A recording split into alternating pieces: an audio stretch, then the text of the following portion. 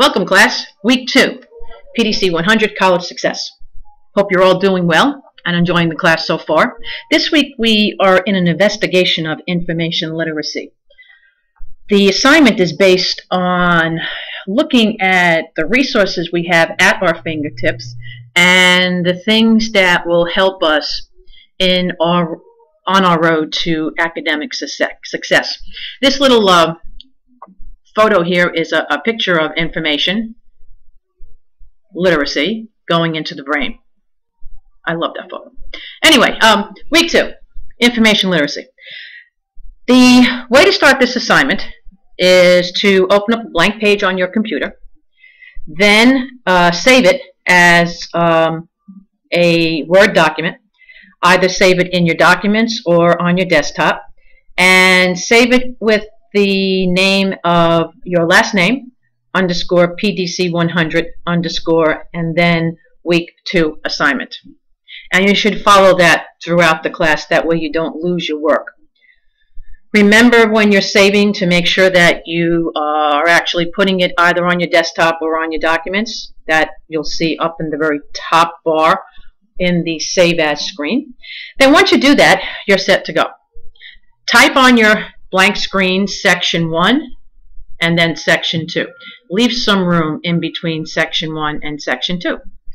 And then from there, you're instructed to go from the main screen of our classroom, and you're instructed to go to the library and tutoring section. And that would be, if you follow the arrow, you click on this button and you will go directly to the library and tutoring page. This page has a lot of information on it. By the way, here is the Smart Thinking tutoring section. If you need tutoring or if you want to submit something to Smart Thinking, here is the area. The online library is in this section. You will need to jot down this number 67884 before you click on the LIRN hyperlink.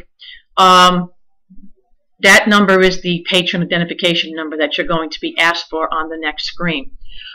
What else is on this page? Your Writing Center resources, which we'll get to in a moment, and of course the Lee Librarian's news and tips. And her information is right here. Of course you can't see it.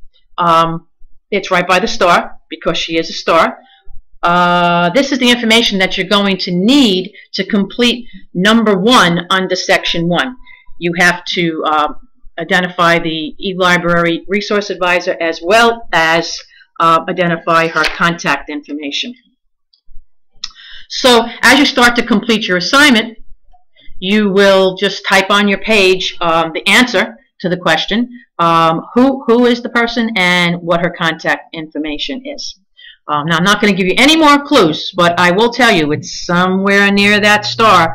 Now you're ready to continue on to the next part of the assignment. The next part of the assignment has you identifying some resource or a document that will help you with sentence structure and punctuation. I can tell you that with punctuation, the number 1 issue that everybody seems to have is the misuse of commas as well as the abuse of the semicolon. And both of these issues are just across the board. I don't care where I'm teaching, who I'm with, adults, high school students. I don't know why, but this type of punctuation, commas and semicolons, are really just absolutely at the number 1 top of the list of grammar issues. So in any case, these are the type of things you'll be looking for. Where you're looking for them? Well, you can find them here in your Writing Center resources, someplace in here, like in punctuation area or in the sentence area. The OWL, Online Writing Lab, sponsored by Purdue University, also has good information on these 2 subjects. Once you identify your subjects and your sources, make sure you write down all the information because you will need to fill in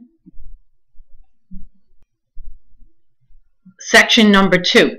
Okay, so let's go back a second. Section 1, number 1, you've already put the information in on who the eLibrary resource advisor is and the contact information.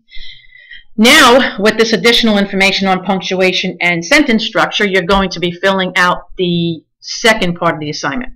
And you're going to have two of these: title, author, date, where you found the reference document, and then one piece of information that you found helpful within each research document. So you're going to repeat this here from title to one piece of information. You're going to repeat that twice on your page and fill it out for both items that you found.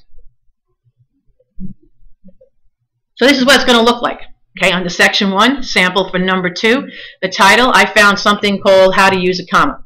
And the author was I Am Right. Now, if there is no author in this section, just put N/A, which means not available. The date I found it was October 4th, 2012. I'm clairvoyant. I know I'm going to find it on that day.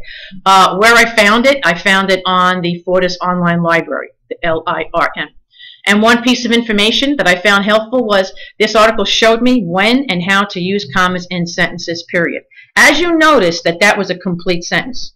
Capital T at the beginning of the sentence and a period at the end. A complete thought, not an incomplete sentence. Whenever possible, whenever you're writing for class, make sure that you use complete sentences. That includes a capital letter at the beginning of the sentence and a period at the end. Okay, moving on. Now we're all done with that. We've done that little section twice. Now we're ready to move on to section 2 on our page. First part is going to be part A. Now, part A is working with credible and non-credible sources, reviewing the selections that are listed in the assignment, and then identifying the 3 best sources to use for research. The purpose of this part of the assignment is to make sure that you understand what credible sources are and what reliable sources are. If you can't prove the information that the people are writing, then it's not a good source. So keep that in mind when you determine from the list on your assignment as to which 3 are the most credible. Okay, and you will find some of this information in your textbook as well as in this week's lecture. Now that brings me to part B. Speaking of this week's lecture, you can't finish part B until you read and listen to this week's lecture. The purpose of part B is you're going to tell me one thing that you've learned about information literature from the lecture that you found in the lecture. So why was it important? And finally, you're going to write one paragraph, about 5 to 7 sentences. Make sure that they are complete sentences. In general, when you're writing, make sure that you use 12-point Times New Roman font. Make sure that you double space. Write in complete sentences. And most of all, do spell check before you submit your work. That's about it. And this is my final slide. This is information literacy at its best. It's a visual representation of what we're doing this week. Enjoy, study hard, and write well.